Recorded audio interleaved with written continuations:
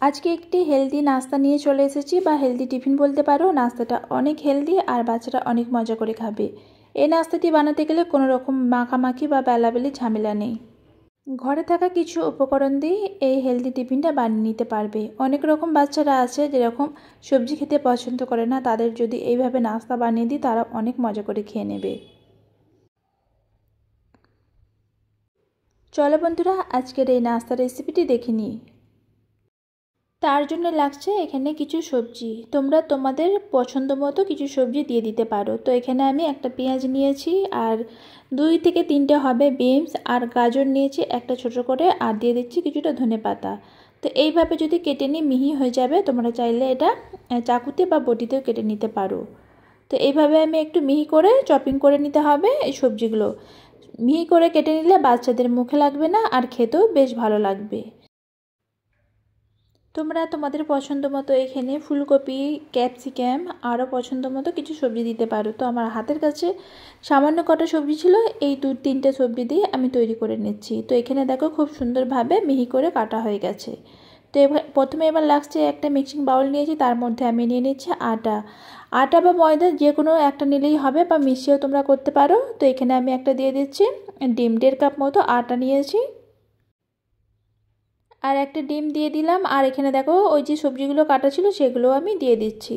আর এখানে খুব বেশি আমি মশলা অ্যাড করব না, একদম অল্প কিছুতেই করার চেষ্টা করেছি। একদম হেলদি হবে এবং বাচ্চারা খেতেও পারবে। তো বাচ্চাদের তোমরা টিফিনে এই নাস্তাটি দিতে পারো। দিয়ে দিলাম স্বাদ মতো লবণ, একটুখানি দিয়ে দিলাম হলদি পাউডার, আর একটুখানি দিয়ে দিলাম চিলি ফ্লেক্স। আর যদি বাচ্চারা খেতে পছন্দ না করে তাহলে চিলি ফ্লেক্সটা বাদ দিতে পারো। 1 চামচ মতো রান্নার তেল, আর এখানে দিয়ে দিচ্ছি একটুখানি মতো আদাটা গ্রেট করে দেবে, খেতে অনেক বেশি মজা হয় এবং আদার স্মেলটা অনেক বেশি ভালো লাগবে।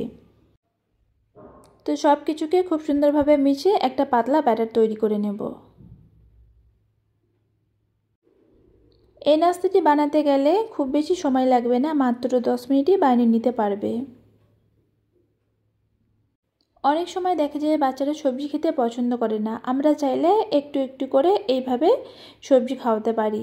এই পরোটা বা নাস্তার সাথে যদি এইভাবে সবজি দেওয়া হয় তাহলে বাচ্চারা বুঝতেও পারবে না, আর খেয়েও নেবে মজা করে, এবং সাথে কিছু সবজিও যাচ্ছে।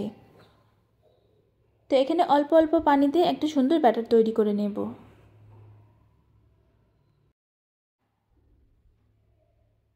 আর এটা খুব বেশি ঘন হবে না, যতটা পাতলা করে নিতে পারবে। তবে রুটিটা ছিঁড়বে না, যেহেতু এর মধ্যে আমি একটা ডিম দিয়েছি। খুব বেশি মোটা করবে না, তাহলে খেতে ভালো লাগবে না। তো এখানে দেখো ঠিক এইরকম পাতলা ব্যাটারটা তৈরি হয়েছে। তারপরে এখানে আমি একটা গ্যাস চুলা অন করে তাওয়া বসিয়ে দিয়েছি। তার মধ্যে হালকাভাবে তেল ব্রাশ করে নিচ্ছি। প্রথমে একটু তেল দিয়ে নাস্তাগুলো করে নেব, তারপরে আর তেলের প্রয়োজন হবে না।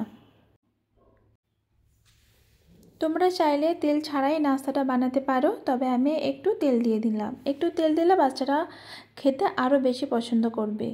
আর তোমরা তেল ছাড়াই করতে পারো নাস্তাটা। এখানে দেখো 2 মিনিট মতো একদম লো আঁচে ঢাকা দিয়ে রেখে দিয়েছিলাম, আর উপরে যে সবজিগুলো ওগুলো সুন্দরভাবে সিদ্ধ হয়ে যাবে, আর এখানে রুটিটাও তৈরি হয়ে যাবে। আর দেখতেই কতটা কালারফুল হয়েছে আর কত সুন্দর লাগছে দেখেই বুঝতে পারছো বন্ধুরা। এই হেলদি টিফিনটা তোমরাও বানাতে পারো। আর কেমন লেগেছে অবশ্যই জানাবে আমার প্রিয় বন্ধুরা। আজকের রেসিপিটি একদম সম্পূর্ণ হেলদি একটা টিফিন তোমাদের সাথে শেয়ার করলাম অল্প সময়ের মধ্যে। ছোট থেকে বড় অনেকেই পছন্দ করবে। আশা রাখছি আজকের রেসিপিটি তোমাদের ভালো লেগেছে। ভালো লাগলে লাইক কমেন্ট শেয়ার করবে। আর এতক্ষণ আমার সাথে থাকার জন্য অসংখ্য অসংখ্য ধন্যবাদ। আর সাবস্ক্রাইব করা না থাকলে অবশ্যই সাবস্ক্রাইব করে চ্যানেলটিকে লাইক করে দিও। আর বেশি বড় করব না, আবারও চেষ্টা করব নতুন কোনো রেসিপি নিয়ে আসতে। সবাই সুস্থ থেকো, ভালো থেকো, টাটা, আল্লাহ হাফিজ।